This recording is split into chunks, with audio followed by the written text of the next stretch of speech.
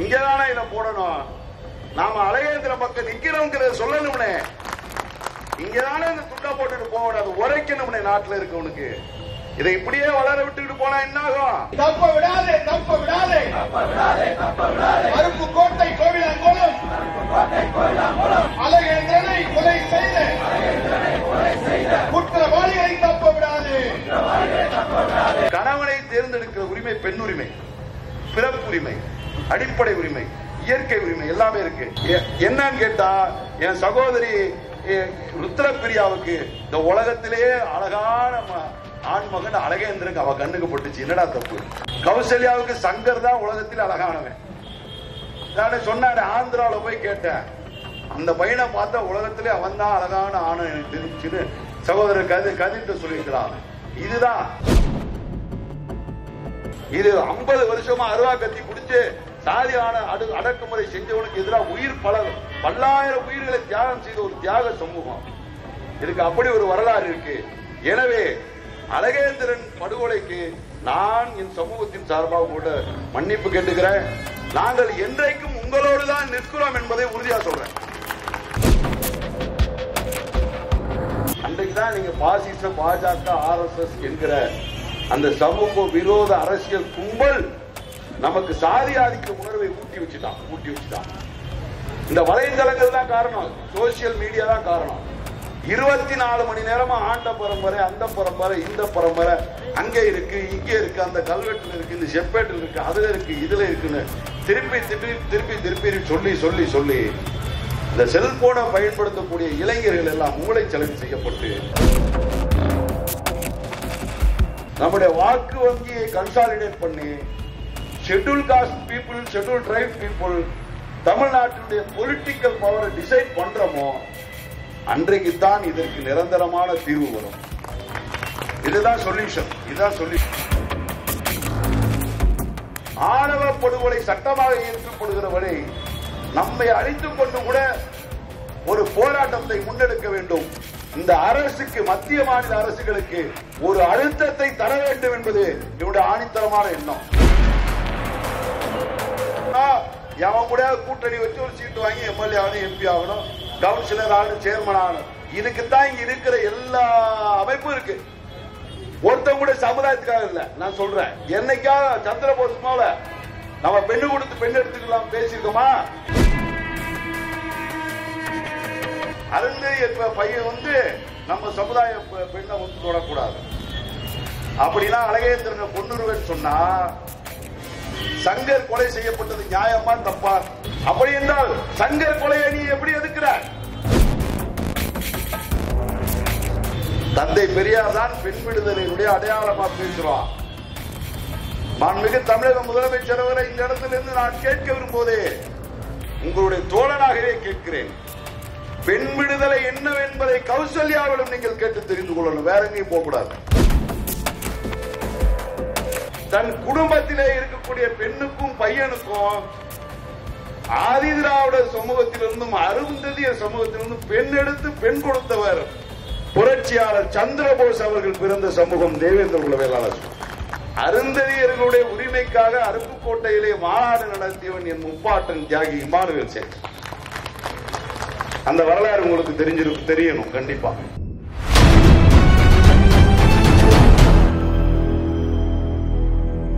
குற்றவாளிகளை தப்ப விடாதே, கைது செய், அழகேந்திரனை படுகொலை செய்த குற்றவாளிகளை குண்டர் தடுப்பு சட்டத்தில் கைது செய். ஆணவ படுகொலைக்கு ஆளாகி தன் ஆறுயிர் காதலியை இவ்வுலகத்தில் தனித்து வாழ வெளியான ஒரு துர்பாக்கிய நிலைக்கு ஆளாக்கி இந்திய நாட்டினுடைய அவலத்தின் அடையாளமாக ஜனநாயகம் என்கிற பேரிலே இங்கே நடைபெற்றுக் கொண்டிருக்கிற ஒரு சாதியவாத அரசியல் சமூக கட்டமைப்பை உடைத்து நொறுக்குவதற்கான ஒடுக்கப்பட்டவருடைய புரட்சிக்கான களத்தின் நாயகனாக இன்றைக்கு இருக்கக்கூடிய அருமை சகோதரன் கோவிலாங்குளம் அழகேந்திரனுடைய அந்த சாதியார் ஆணவ படுகொலைக்கான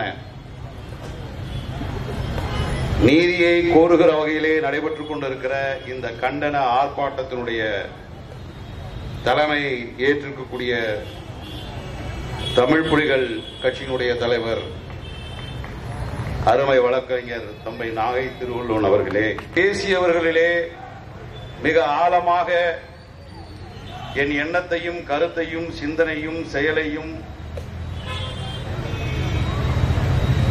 என்னுடைய உள்ளார்ந்த மன உணர்வை தொடக்கூடிய வார்த்தைகள் தங்கை கௌசல்யாவிடமிருந்து நான் பெறப்பட்டிருக்கிறேன். அதே போல் சகோதரர் எவிடன்ஸ் கதிர் அவர்கள் இங்கே பேசுகிற பொழுது, அன்றைக்கு இத்தாலியிலே ரோமாபுரியிலே வலதுசாரி இடதுசாரி என்கிற வார்த்தை தீர்மானிக்கப்படுகிற அந்த தருணத்திலே ஸ்பார்டக்கஸ் என்று சொல்லக்கூடிய அந்த புரட்சிகர இளைஞன் அந்த ரோமாபுரியினுடைய அரசபையிலே பேசுகிற பொழுது, அவனுக்கு இடது பக்கம் இருந்தவர்கள் எல்லாம் முற்போக்கு சிந்தனையாளர்கள், அவனுக்கு வலது பக்கம் இருந்தவர்கள் எல்லாம் பிற்போக்கு சிந்தனையாளர்கள், அவர்களை சுட்டுகிற வகையிலே இடதுபுறம் இருப்பவர்கள் வலதுபுறம் இருப்பவர்கள் என்று எடுத்துச் சொல்லி பேசினான் என்கிற அந்த வரலாற்று அடிச்சுவடியில் இருந்துதான் வலதுசாரி இடதுசாரி என்கிற வார்த்தை கருவுற்றது என்பதை வரலாற்றிலே நான் படித்திருக்கிறேன். ஆனால் இன்றைக்கு நான் வலது பக்கமும் இல்லாமல் இடது பக்கமும் இல்லாமல் நடுவிலே இருந்ததாலே சகோதரர் எவிடன்ஸ் கதிர் அவர்கள் என்னை குறிவைத்தே பேசியிருக்கிறார் என்று நான் கருதுகிறேன்.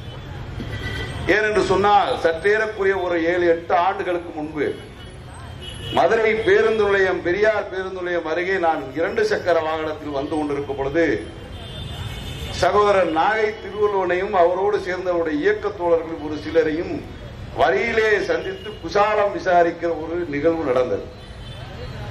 அப்பொழுது தம்பியிடம் எப்பொழுதுமே இயக்கம் தொடர்பான பல அறிவுரைகளை சொல்லுவது நான் வழக்கமாக வைத்திருக்கக்கூடியவன்.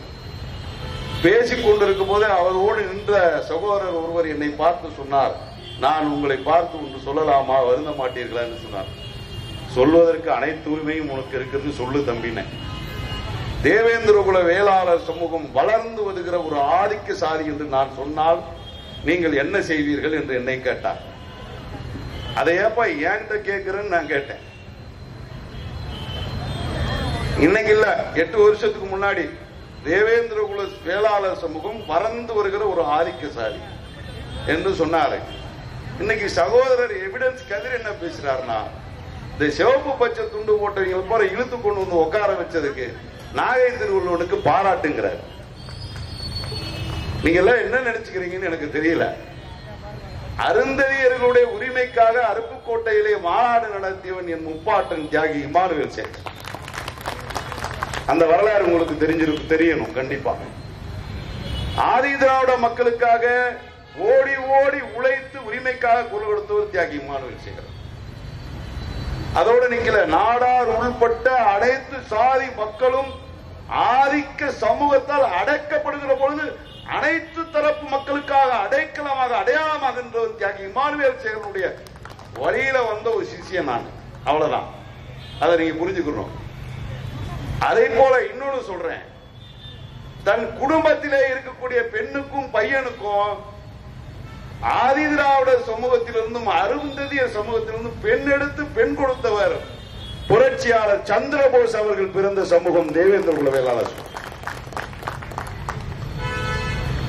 மாவீரன் மலைச்சாமி அவர்கள் அவனியாபுரத்திலே இருக்கிற வரைக்கும் இங்க பல்லன் பறையன் சக்கிலேன் என்கிற வேறுபாடு இல்லை. மூன்றையும் ஒன்றாக இணைத்து ரெட்டக்குழல் துப்பாக்கியில் 3 குழல் போட்ட துப்பாக்கியாக அன்றைக்கு ஆதிக்க சமுதாயத்துக்கு எதிராக அதிர்வடியாக வெடித்த அரசியல் தேவேந்திரகுல வேளாளர்களுடைய அரசியல் என்பதை நீங்கள் மறந்துவிடக் கூடாது. இன்னும் சொல்ல போனால் இதுகாரும் இங்கே தென் தமிழ்நாட்டிலே இருக்கிற பல்லரும் பறையரும் சக்கிலியரும் சாதி ஆதிக்க வெறிபிடித்த மிருகங்களிலிருந்து பாதுகாப்பாக இருக்கிறான் என்று சொன்னால் அது பல்லர் சமூகம் உயர்த்த ஆயுத போராட்டம் தான் அடிப்படை என்பதை யாரும் மறந்து விடக்கூடாது. அப்படித்தானே இருந்தீங்க, பெண்ணாயிட்டீங்கன்னு நீங்க கேட்கறீங்க. காமராஜர் சொல்லுவாங்க, இருக்கிற கருவேல மரத்தை பூரா சொல்லுவாங்க, காமராஜர் அப்படியே விமானத்துல தூவிட்டாரு, பூரா முளைச்சி சிம்மக்கருவுல முள்ளா போச்சுன்னு சொல்லுவான். பாரதிய ஜனதா கட்சியும் போற போக்குல விமானத்திலிருந்து பார்த்தினிய செடிகள் விதைகளை தேவேந்திர குல வேளாளர் சமுதாயத்துக்குள்ள போட்டு போயிட்டாலும் முளைச்சிருச்சு. எங்களை என்ன செய்ய சொல்றீங்க? நீங்கள் குற்றம் சாட்ட வேண்டியது பாரதிய ஜனதா கட்சியை தவிர பல்லர் சமூகத்தை அல்ல என்பதை சகோதரர்கள் புரிந்து கொள்ள வேண்டும். இன்றைக்கு நாங்க தான் இன்னைக்கு நான் வரும்போது கேட்டேன், என் கட்சி தோழர்கள் கேட்டேன், இந்த துண்டை போட்டுக்கலாமா வேணாமான்னு. ஏன்னா இங்க போய் நம்ம பாகுபாட்டை வெளிப்படுத்தவே கூடாது. இது ஒரு குடும்பம், நாம் அனைவரும் ஒரு தாயின் பிள்ளைகள். என்னுடைய வர்ண அடையாளங்களை நாங்கள் இங்கே வெளிப்படுத்த கூடாது என்கிற உணர்விலே கேட்டேன். அவ தம்பி சொன்னான், இங்கதானே இதை போடணும், நாம அழகேந்திர பக்கம் நிக்கிறோங்கிற சொல்லணும்னே, இங்கதானே இந்த துண்டா போட்டுட்டு போக உரைக்கணும்னே நாட்டில் இருக்கவனுக்கு. இதை இப்படியே வளர விட்டுக்கிட்டு போனா என்ன ஆகும்? பார்த்தீனியா செடிகளை அழிக்க வேண்டிய பொறுப்பு நமக்கு இருக்குல்ல. அதை போல் இந்த சாதி ஆணவ வெறி என்பது பல்லர் மத்தியில் வந்தாலும் பறையர் மத்தியில் வந்தாலும் அருந்தையர் மத்தியில் வந்தாலும் அதை களைய வேண்டிய பொறுப்பு நம்ம ஒவ்வொருத்தருக்கும் இருக்கு. தங்கை கௌசல்யா சொன்னதை போல் இது ஆணவ படுகொலை என்பதனுடைய உள்ளடக்கம் என்ன தெரியுமா? இங்க மாண்புமிகு முதல்வரை பற்றி இங்க சொன்னீங்க, கோபமா சொன்னீங்க, சொல்றீங்க. நான் அவரோட பக்கத்திலே இருக்கிறாள், நான் அவரோட தோழமே. நேற்று முந்தா நேற்று கூட தியாகி இமானுவேல் சேகரன் அவர்களுக்கு அரசு விழா அறிவித்ததற்கு அவர் நேர சந்திச்சு நான் அவருக்கு நன்றி சொல்லிட்டு வந்திருக்கேன். ஆணவ படுகொலைக்கு என்று தனிச்சட்டம் தேவையில்லை என்பது அவருடைய கருத்து. ஆனால் ஆணவ படுகொலைக்கு எதிராக தனி சட்டம் வேண்டும் என்பது திமுகவுடைய நிலைப்பாடு. ஆனால் திமுகவினுடைய கொள்கைகளுக்கும் நிலைப்பாட்டிற்கும் முதலமைச்சர் வேறுபட்டு நிற்கிறார். அப்படி அவர் வேறுபட்டு நிற்பதற்கான காரணம் என்ன? அவரை வேறுபட்டு பார்க்க வைக்கக்கூடிய உந்து சக்திகள் என்ன? அவங்க தான் சொல்றான், தந்தை பெரியாருடைய மண் தமிழ்நாடு, இது சமூக நீதியினுடைய இருப்பிடம், இது சமத்துவம் இருக்கக்கூடிய ஒரு மண் பூமி.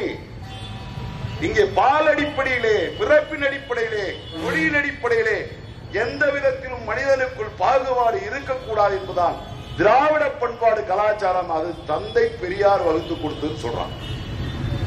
தந்தை பெரியார் தான் பெண் விடுதலையினுடைய அடையாளமா பேசுறான். மாண்புமிகு தமிழக முதலமைச்சர் அவரை இந்த இடத்திலிருந்து நான் கேட்க விரும்புவதே, உங்களுடைய தோழனாகவே கேட்கிறேன், பெண் விடுதலை என்னவென்பதை கௌசல்யாவிடம் நீங்கள் கேட்டு தெரிந்து கொள்ளணும், வேற எங்கேயும் போக கூடாது.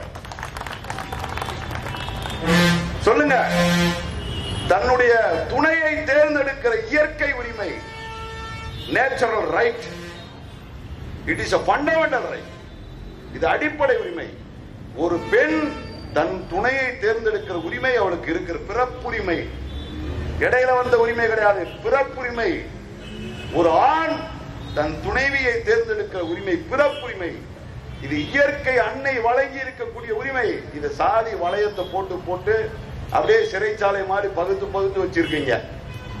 அப்படி என்றால் கௌசல்யா இன்றைக்கு தன் கணவனை இழந்து நிற்பதற்கு காரணம் என்னவென்று சொன்னால் அவருடைய பெண் உரிமை இன்றைக்கு பறிக்கப்பட்டிருக்கிறது.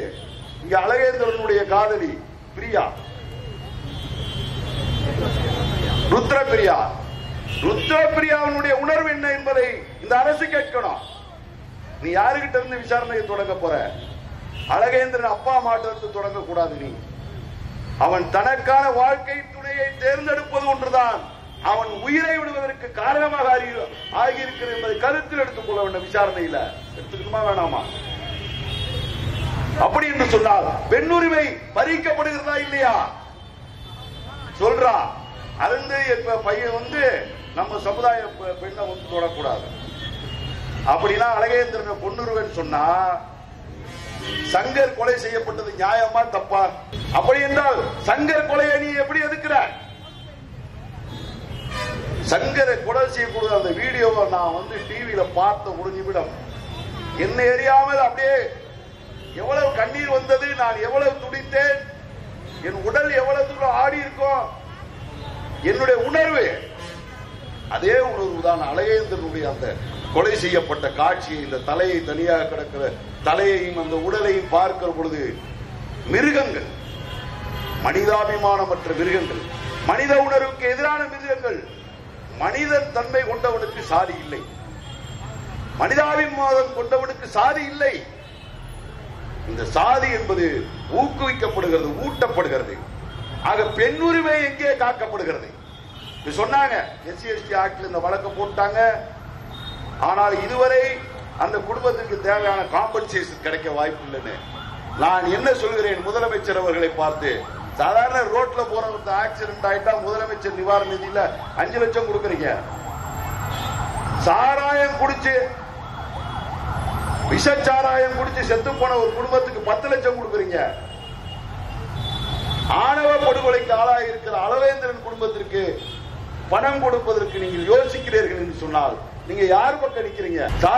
விஷச்சாராய படுகொலைகளுக்கு 10 லட்சம் கொடுக்கிற தமிழக அரசு அழகேந்திரனுக்கு நிவாரணம் கொடுப்பதிலே சட்டத்தை தேட வேண்டிய அவசியம் இல்லை. சட்டத்தில் எங்கே இடம் இருக்கிறது கொடுப்பதற்கு என்று புலன் விசாரணை செய்ய வேண்டிய அவசியம் இல்லை. வழிந்தோடி இருக்கிற ரத்தத்தையும் அந்த அழகேந்திரனை இழந்திருக்கிற குடும்பத்தினுடைய துன்பத்தையும் பார்க்கிற பொழுது முதலமைச்சர் அவரே முன்வந்து 1 கோடி ரூபாய் எடுத்து கொடுத்திருக்கணும். 1 ரூபாய் 2 ரூபாய் கிடையாது. முதலமைச்சர் நினைத்தால் அவருடைய ஸ்பெஷல் ரிலீஃப்ல இருந்து எவ்வளவு பணம் கொடுக்க வேண்டும் என்பதை தீர்மானிக்கிற அதிகாரம் அவருக்கு இருக்கிறது என்று சொன்னார். இதற்கு எதுக்கு இவ்வளவு நேரம்? இதற்கு என்ன யோசனை என்று சொன்னால், முதலமைச்சர் கொள்கைக்கும் முழக்கத்திற்கும் வேறுபாடு இருப்பதற்கு யார் காரணமோ அதே காரணம் தான் அந்த பணத்தை கொடுக்க விடாமல் அவரை தடுப்பதற்கான உள்நோக்கமாக இருக்கிறது என்பதை நாம் புரிந்து கொள்ள வேண்டும். இங்கே தனி சட்டம் வேண்டும் என்றார்கள். நான் கடைசியா சொல்றேன், அண்ணன் நான் என்ன சொல்ல வந்தோம்னா, அண்ணன் விஜயன் கரெக்டா சொல்லிட்டார். எப்ப சட்டம்லாம் வரட்டும்பா, என் பாணியில சொல்றேன், அது ஒரு நாளைக்கு வரட்டும். இப்ப இருக்கிற எஸ்சி எஸ்டி சட்டம் ஆக்ட் சட்டத்துல போட்ட எல்லா கேஸ்லயும் நீங்க ஜெயிச்சிட்டீங்களா? குற்றவாளியை தண்டிச்சிட்டீங்களா? கௌசல்யாவோட அப்பா அம்மா எங்க? சட்டம் தானே விட்டுருச்சுல? சொல்லு, யாரு இன்ஸ்டிகேட்டர்? இல்ல சகோதரர் கதிரை கேட்கிறேன், யாரு இன்ஸ்டிகேட்டர்? தன் மகளை தன் சாதி கூட கீழா நினைக்கப்படுகிற இன்னொரு சாதியை சேர்ந்தவன் திருமணம் செய்து விட்டான் என்று முதலில் அதற்காக துடிக்கிறவன் பெற்றோர்கள் தானே. அவன் தானே ஆள் அமர்த்திருக்க முடியும், அவன் தானே கொலைக்கு கூலிப்படை அமர்த்திருக்க முடியும். அவனுக்கு தெரியாம சங்கர் படுகொலை செய்யப்பட்டிருப்பானா? ஆனால் அந்த தாயும் தந்தையில் விடுவிக்கப்பட்டான். அதே எஸ்சி எஸ்டி வன்கொடுமை சட்டம் தான். என்ன பொறுத்த வரைக்கும் இந்த சட்டங்கள் வரும், செத்து போனா காசு கொடுக்கிற போராட்டம், அப்புறம் வீடு கொடுக்கிற போராட்டம், அப்புறம் வேலை கொடுக்கிற போராட்டம், பணத்தை வாங்க மாட்டோம்னு 10 நாள் போராட்டம், இதெல்லாம் பண்ணுங்க, இதெல்லாம் செய்யுங்க. ஆனால் ஆணவ படுகொலை நிகழ்த்தியவனை நாம் என்ன செஞ்சிருக்கோம்? எங்காவது ஒரு இடத்துல யாராவது ஒருத்தன், நம்மெல்லாம் மாவீரங்க தானே, நம்மெல்லாம் ஆண்ட பரம்பரை தானே, நாங்க நேருக்கு நேரம் எங்களை சந்திக்க முடியுமான்னு கேட்கறீங்கல்ல, யாராவது நேருக்கு நேரா போய் எதிரியை சந்திச்சீங்களா? அழகேந்திரனை கொலை செய்தவர்களையும் நீங்கள் நேருக்கு நேராக சந்திக்க வேண்டும் என்பதாக கோரிக்கை. சட்டம் வரும் ஒரு நாளைக்கு, அரசன் அன்று கொள்வான், இறைவன் நின்று கொள்ளும், நீதி என்னைக்குமே கொள்ளாது. போற போக்குல அப்படியே லைட்டா கடிச்சு குடிச்சிட்டு அப்படியே கீழே போட்டு போயிடுவாங்க. அரகுற உயிரோட அவனை விட்டுருவான்.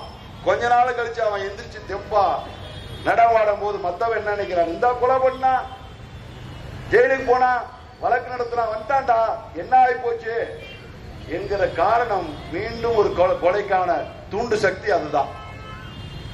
எனவே என்னை பொறுத்த வரைக்கும் சட்டம் தன் கடமையை செய்யட்டும், அது ஒரு பக்கம் நடக்கட்டும். சமூகம் தன் கடமையை செய்யணும், தன் சமூகம் தன் கடமையை செய்யணும் என்பதை இந்த நேரத்திலே வலியுறுத்தி, இங்க வந்திருக்கிற இடதுசாரி முற்போக்கு அரசியல் கட்சிகள், இயக்கங்கள், சமூக அமைப்புகளை சேர்ந்த எல்லாருக்கும் நான் கேட்கிறேன், தொடர்ந்து வலியுறுத்தி வருகிறேன். எங்கேயாவது பட்டியல் சமூக மக்களுக்குள்ள கட்சி நடத்துறோம், ஆளுக்கு ஒரு கட்சி, ஒரு பிரச்சனைனா கொடிகளோட வந்து நிக்கிறோம். நாம கூடி எங்கேயாவது இந்த 3 சமுதாயத்துக்குள்ள பெண்ணு கொடுத்து பொண்ணு எடுக்கிறத ஒரு நிகழ்ச்சியை நடத்திருக்கோமா? அதை முன்னெடுத்திருக்கீங்களா நீங்க சொல்லுங்க பார்க்கலாம். அப்படின்னா நமக்கு பேசுறதுக்கு எந்த உரிமையும் கிடையாது, எந்த தகுதியும் கிடையாது. தப்பு நம்ம கிட்ட தான். நம்ம கட்சி நடத்தணும், கூட்டம் சேர்க்கணும், எவன் கூட கூட்டணி வச்சு ஒரு சீட்டு வாங்கி எம்எல்ஏ ஆகணும், எம்பி ஆகணும், கவுன்சிலர் ஆகணும், சேர்மன் ஆகணும். இதுக்குத்தான் இங்க இருக்கிற எல்லா அமைப்பும் இருக்கு. ஒருத்தன் கூட சமுதாயத்துக்காக இல்ல. நான் சொல்றேன், என்னைக்கா சந்திரபோஸ் போல நம்ம பெண்ணு கொடுத்து பெண் எடுத்துக்கலாம் பேசியிருக்கோமா? அது ஒரு நிகழ்ச்சியா நடத்திருக்கோமா? தம்பி நாய திருவள்ளுவன் அதை எப்படியா செஞ்சுட்டாரு, அது நம்மகிட்ட சொல்லல அந்த ரகசியத்தை. ஆனா தம்பி கல்யாணம் முடிச்சுக்கங்கன்னு சொன்னது நான் தான். மருத்துவமனையில பார்த்து இது உனக்கு மேல தள்ளி போட முடியாது தம்பி, நீ கல்யாணம் முடிச்சுக்கன்னு சொன்னேன். ஆனால் அது ஒரு சாதி மறுப்பு திருமணமாக செய்து கொண்டார் நாகை திருவள்ளுவர் என்பது பாராட்டுக்குரிய விஷயம், பாராட்டுக்குரிய விஷயம். அப்படித்தான் நாங்க எல்லாருமே, அண்ணன் மீதாப்பா நாங்கெல்லாம் அந்த வழியில போறோம். எங்களுக்கு சாதி இல்லை.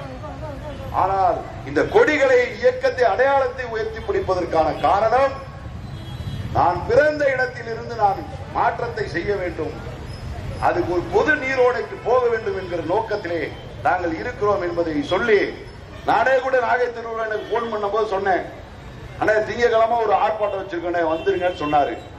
நான் சொன்னேன், தம்பி நீங்க சொல்றதுக்கு முன்னாடி நானே ஒரு சாகுவரை உண்ணாவிரதத்தை நான் ஒத்துனா கூட நடத்தணும்னு முடிவுல இருந்தேன். இப்பவே என்னுடைய எண்ணம் அதுதான். ஆணவ படுகொலை சட்டமாக ஏற்றப்படுகிற வரை நம்மை அழித்துக் கொண்டு கூட ஒரு போராட்டத்தை முன்னெடுக்க வேண்டும். இந்த அரசுக்கு, மத்திய மாநில அரசுகளுக்கு ஒரு அழுத்தத்தை தர வேண்டும் என்பது என்னுடைய ஆணித்தரமான எண்ணம். அதற்கான எண்ணத்தில் இருக்கிறேன்.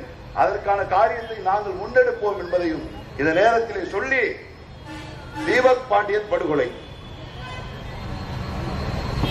3 மாசம் கூட கடக்கல. சகோதரர் ஆம்ஸ்ட்ராங்கினுடைய படுகொலை, நம்முடைய அன்பு சகோதரர் ஆம்ஸ்ட்ராங். எப்ப பார்த்தாலும் பிரதர் பிரதர்னு ஒரு நிமிஷத்துக்கு 100 தடவை கூட்ட முடியும். நடந்திருக்கிறது. எனக்கு என்ன தோணுதுன்னா, ஏதோ ஒரு வகையில நாம் எல்லாருமே இன்செக்யூர்டா இருக்கோம். தமிழ்நாட்டில் இருக்கக்கூடிய ஒட்டுமொத்த schedule cost and schedule try people, we are in an insecure condition. நமக்கு எந்த விதத்திலும் பாதுகாப்பு இல்லை.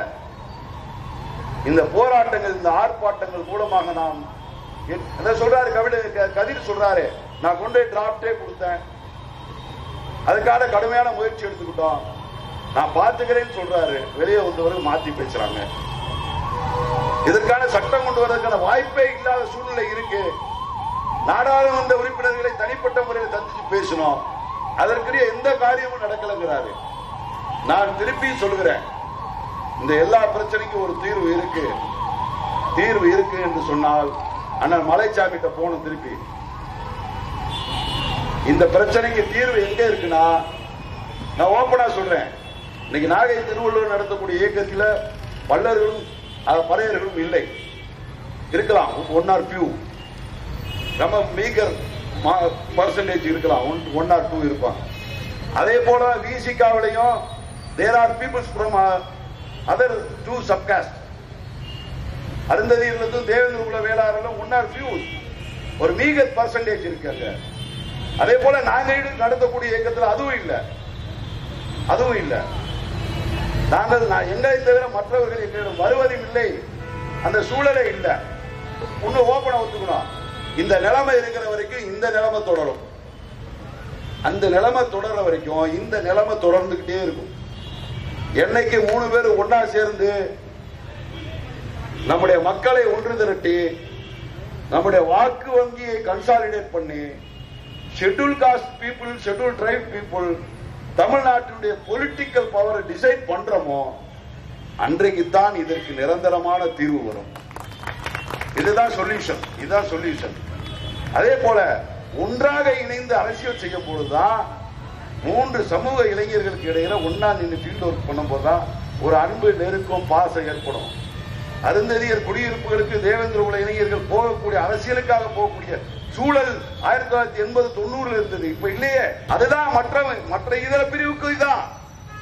என்றைக்கு பொது காரியத்துக்காக நாம் அனைவரும் ஒன்றிணைந்து இளைஞர்கள் ஒரு உணர்வோடு நிற்க முடியுமோ அன்றைக்குதான் நீங்க பாசிச, பாஜக, RSS என்கிற அந்த சமூக விரோத அரசியல் கும்பல் நமக்கு சாதி ஆதிக்க உணர்வை ஊட்டி வச்சுட்டான். இந்த வலைதளங்கள் தான் காரணம், சோசியல் மீடியா தான் காரணம். 24 மணி நேரமா ஆண்ட பரம்பரை, அந்த பரம்பரை, இந்த பரம்பரை, அங்கே இருக்கு, இங்கே இருக்கு, அந்த கல்வெட்டுல இருக்கு, இந்த செப்பேட்டில் இருக்கு, அதுல இருக்கு, இதுல இருக்குன்னு திருப்பி சொல்லி இந்த செல்போனை பயன்படுத்தக்கூடிய இளைஞர்கள் எல்லாம் மூளைச்சலவை செய்யப்பட்டு தானும் ஒரு சாதி ஆதிக்க உணர்வுக்குள், தானும் ஒரு உயர் சாதி சிந்தனைக்குள் தள்ளப்பட்டிருக்கிறார்கள். அதிலிருந்து இந்த சமூகத்தை மீட்டெடுக்க வேண்டிய கடமை ஒன்று நமக்கு இருக்கிறது. அந்த கடமையை நாம் நிறைவேற்றுகிற பொழுதுதான் உண்மையான அரசியல் என்பது பிறக்கும். அதுதான் நம்ம இன்னைக்கு ஆம்ஸ்டாங் போன்றவர்களையும் தம்பி தீபக் பாண்டியன் போன்றவர்களையும் இழக்கக்கூடிய சூழ்நிலை இருக்கு. அதுல பாருங்க, தொடர்ந்து தென் மாவட்டத்தில் கொலை நடந்துகிட்டே இருக்கும். முன்னாடி பாஸ்கர் போவாரு, பின்னாடி நாங்க போவோம். முன்னாடி போய் அவர் ரெடி பண்ணி வச்சிருவாரு, நாங்க போய் சேர்ந்துருவோம். அப்போ அதே டிமாண்ட் தான், காம்பன்சேஷன் கூட, வேலை கூட, அது கூட, இது கூட. உண்மை குற்றவாளியை கைது போய் சிபிஐ விசாரணை போட்டா நம்ம சிபிசிஐடி போட்டா நம்ம சிபிஐ கேட்போம். சிபிஐ போட்டா வேற என்ன கேட்கறதுன்னு தெரியாம பாடி வாங்கிக்குவோம், அவ்வளவுதான். அப்புறம் 3 மாசம் ரெஸ்ட். அந்த ப்ராஜெக்ட் முடிச்சுன்னா அடுத்த ப்ராஜெக்ட் வரும், இன்னொருத்த விடுவான், மறுபடியும் அந்த ப்ராஜெக்ட் ஓடும் கொஞ்ச நாள். என்னடா வாழ்க்கை இது, இதுக்கு என்ன முடிவு? அப்படி நடந்துகிட்டு இருந்தது கடைசியில சென்னைக்கு போயிடுச்சு. இது தென் தமிழ்நாட்டில் வாழக்கூடிய பட்டியல் சமுதாயத்துக்காரனுடைய பிரச்சனை நினைச்சா நேற்று சென்னை ஸ்தம்பித்தது. சென்னை எங்கும் சாலை மறியல். இதே கோரிக்கை, சிபிஐ விசாரணை கூட, உண்மை குற்றவாளியை கைது செய்ய, உண்மை குற்றவாளி மறைஞ்சிருக்கிறான், காம்பன்சேஷன் கூட, இதேதான். இதன் மூலமாக இன்றைக்கு ஒரு தெளிவு வந்திருக்கு. இது தென் தமிழ்நாட்டுக்காரன் பிரச்சனை, வட தமிழ்நாட்டுக்காரன் பிரச்சனை, சென்னைக்காரன் பிரச்சனை இல்ல. இது ஒட்டுமொத்தமான பட்டியலின மக்களின் மீது தொடர் தாக்குதலும் கொலைகளும் நடந்து கொண்டே இருக்கிறது. நாம் அதற்கு எதிராக களமாடி கொண்டிருக்கிற போது இப்படி நமக்குள்ளே நாமே கொலை செய்து கொள்ளக்கூடிய அவலமான நிலை ஏற்பட்டிருக்கிறது என்பதை எண்ணி வருந்துகிறேன். அழகேந்திரன் படுகொலை செய்யப்பட்டதற்கு ஒரு தேவேந்திர குல வேளாளர் சமூகத்தினுடைய பிரதிநிதி என்கிற முறையில் முதலில் நான் அருந்ததியர் சமுதாயத்தின் பணிவான மன்னிப்பை கேட்டுக்கொண்டேன். மன்னிச்சுக்கிறேங்க, இது எங்க தப்பு தான், இது எங்க தப்பு இல்ல. உள்ள வந்த இன்ட்ரூடர்ஸ், பிஜேபி ஆர்எஸ்எஸ் காரன், அதுக்கு விலை போன 2-3 தலைவர் எங்கிட்ட இருக்கிறான், இன்னைக்கு இருக்கிறான். அதுல ஒருத்தப்ப மன்னிப்பு கடிதம் எழுதி கொடுத்திருக்கிறாரு. நான் தெரியாம செஞ்சுட்டேன், என் உழைச்ச உழைப்பெல்லாம் போச்சு, என் ஓட்டு வங்கியை நான் இழந்துட்டேன், நான் இப்ப பாவ மன்னிப்பு கொடுங்க, மறுபடியும் வேலை செய்ய வர்றேன்னு சொல்லிட்டு வந்திருக்கிறார் ஒருத்தர். புரியுதா? அந்த ப்ராஜெக்ட்ல பைனான்ஸ் வந்ததுன்னா அதை கண்டினியூ பண்ணுவோம். கொஞ்சம் லைன் கட்டாச்சுன்னா ப்ராஜெக்டை விட்டுட்டு வேற ப்ராஜெக்ட் வந்துருவோம். இப்ப மாஞ்சோலை ப்ராஜெக்ட் ஓடிட்டு இருக்கு. இப்ப ஓடுறது மாஞ்சோலை பிசினஸ். என்னடா கொடுமை! எவனாவது ஒருத்தர் இந்த சமுதாயத்து மேல உண்மையான அன்பு பாசம் வச்சு, நான் பிறந்த மக்கள் இப்படி இருக்கிறானே, இவ்வளவு கஷ்டப்படுறானே, வருங்காலத்திலே புள்ள குட்டிகள் நல்லா இருக்கணும்னு எவனாவது நினைச்சு இந்த அரசியலுக்கு வந்தாங்கன்னா இந்த நாடு, இந்த சமூகங்களும் உருப்படும். இல்லைன்னா நாசமாலாம் போகும். அதனால அழகேந்திரன் படுகொலைக்கு நீங்கள் தேவேந்திர குல வேளாளர்களை ஒட்டுமொத்தமாக தயவு செய்து குறை சொல்லாதீங்க, குத்தம் சொல்லாதீங்க. இது அப்படிப்பட்ட சமூகம் இல்ல. இது 50 வருஷமா அருவா கத்தி பிடிச்சு சாதியான அடக்குமுறை செஞ்சவனுக்கு எதிராக பல்லாயிரம் உயிர்களை தியாகம் செய்த ஒரு தியாக சமூகம். இதுக்கு அப்படி ஒரு வரலாறு இருக்கு. எனவே அழகேந்திரன் படுகொலைக்கு நான் என் சமூகத்தின் சார்பாக கூட மன்னிப்பு கேட்டுக்கிறேன். நாங்கள் என்றைக்கும் உங்களோடு தான் நிற்கிறோம் என்பதை உறுதியா சொல்றேன். ஒடுக்கப்பட்டோர் ஒற்றுமையில் நாங்கள் முன்னணியில நிற்போம். நாங்கள் உங்களோட தோள் நிற்போம். என்னுடைய தனிப்பட்ட வேண்டுகோள், இன்னைக்கு நேரத்தில் 20 வருஷமா இந்த செக்ஷன் வாரியான பாலிடிக்ஸை விட்டுட்டு நாம் எல்லாரும் ஒரே சகோதரர்களாக ஒரு ஒன்றுபட்ட அரசியல் அதிகாரத்தை நோக்கி நகர வேண்டும் என்பதை இந்த நேரத்திலே வலியுறுத்தி தம்பி அழகேந்திரனுக்கு என்னுடைய ஆழ்ந்த அனுதாபத்தையும் ஒரு குடும்பத்தினருக்கும் இரங்கலையும் தெரிவித்து, தமிழக முதலமைச்சர் அவர்கள் ஆணவ படுகொலைகளை தடுத்துவதற்கு உடனடியாக தனி சட்டம் இயற்ற முன்வர வேண்டும். இரண்டாவதாக அழகேந்திரன் குடும்பத்திற்கு குறைந்தது 20 லட்சம் ரூபாய் நிவாரணத்தை உடனடியாக வழங்க வேண்டும். இந்த வழக்கில் சம்பந்தப்பட்ட ஏனைய குற்றவாளிகள் பட்டியல் சமுதாயத்தை சாராதவர்கள் என்பதாலே இந்த வழக்கை SC/ST பிரிவு வழக்காக எடுத்துக்கொண்டு விசாரிக்க வேண்டும். குற்றவாளிகளை குண்டர் சட்டத்தில் சிறை வைக்க வேண்டும். குற்றவாளிகளுக்கு மரண தண்டனையை தமிழ்நாடு காவல்துறை வாங்கி தரணும். குற்றவாளிகளுக்கு மரண தண்டனை பெற்று தர வேண்டும் தமிழ்நாடு காவல்துறை. அவர்தான் சொன்னாரு, அப்படியே போறேன் செட்டியார் தெரு, நாடார் தெரு, பல்லர் தெரு தாண்டி போன கடைசியா ஒரு ஓரத்துல ஒரு 8 வீடு இருக்கு அப்படின்னா அவனோட நிலைமை நினைச்சு பாருங்க. அந்த காதல் ஒரு மோசமான வியாதி. எந்த மூலையில் இருந்தாலும் காதல் வந்துடும், அதை ஒண்ணும் செய்ய முடியாது. என்னன்னு கேட்டா, என் சகோதரி ருத்ரபிரியாவுக்கு இந்த உலகத்திலேயே அழகான ஆண் மகன் அழகேந்திரனுக்கு அவ கண்ணுக்கு போட்டுச்சு. என்னடா தப்பு? கௌசல்யாவுக்கு சங்கர் தான் உலகத்தில் அழகானவன்.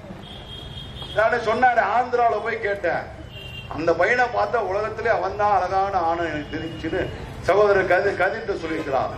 இதுதான் கடைசி என்ன சொல்றேன்னா, தன் கணவனை தேர்ந்தெடுக்கிற உரிமை பெண் உரிமை, பிறப்புரிமை, அடிப்படை உரிமை, இயற்கை உரிமை எல்லாமே இருக்கு. இப்ப சொன்னாங்க, அந்த கரு எங்க வயிற்றுல வளர்ந்துட்டா சாதி போயிடும், இதான் பிரச்சனை. அதான் மாட்டாஸ்பத்திரிக்கு போனீங்கன்னா கலப்பின பசுக்கள் கிடைக்குன்னு எழுதி போட்டிருப்பான், பாத்திருக்கீங்களா? அங்க ஆண் மாடவே அந்த பெண் மாடு பார்க்காது, ஊசியில எடுத்து உள்ள விட்டுருவான், அது ஒரு குட்டி போட்டுருவான். இதுதான் கலப்பினம். அப்படின்னா இந்த பசங்க எல்லாம் இனிமேல் நீடில எடுத்து போட்டுக்கிற வேண்டியதானே. எதுக்கு பொம்பளை பிள்ளைகளை பெத்துக்கிட்டு அவஸ்தப்படுறாங்க, கல்யாண காட்சியம் பண்றாங்க? சாரி இடிக்குதுன்னா இன்ஜெக்ஷன் எடுத்து போட்டுருங்கடா, விந்தடுவ. ஆம்பளையே தேவையில்லை, உன் ஜாதியிலே பிறந்துரும்ல, வேற ஜாதி வராது இல்ல. எதுக்கு பள்ளிக்கூடத்துக்கு அனுப்புற? எதுக்கு வேலைக்கு அனுப்புற? எதுக்கு படிக்க வைக்கிற? கண்ணை குருடாக்கிற. பிறந்த உடனே கண்ணை ஆபரேஷன் பண்ணி பிளைண்ட் ஆக்கிட்டானே எவனையும் பார்க்க மாட்டான். என்ன கழுமை? ஆடு மாடா இது? குளோனிங்ல மனுஷனை பெத்துக்க முடியுமா? ஆம்பளை பொம்பளை சேர்ந்து தாண்டா மனுஷன் பெக்க முடியும், அடுத்த தலைமுறையை உருவாக்க முடியும். ஒரு மனுஷி ஒரு மனுஷனை தேர்ந்தெடுக்கிறத குறைன்னு சொல்லி குத்தன்னு சொல்லி கொலை பண்ணிட்டு இருக்கிறான். அதை தடுக்கிறதுக்கு ஒரு சட்டம் போட்டுனா இருக்கிற சட்டமே போதுன்னு சொன்னா என்ன நாடு இது? இது என்ன நாடு? எப்படி ஏத்துக்கிறது? ஏற்றுக்கொள்ள முடியாது என்பதை கருத்தாக சொல்லி மீண்டும் இந்த கண்டன ஆர்ப்பாட்டத்திலே பங்கு பெற்று என் கண்டனத்தை மக்கள் விடுதலை கட்சி சார்பாக பதிவு செய்து விடைபெறுகிறேன். நன்றி, வணக்கம்.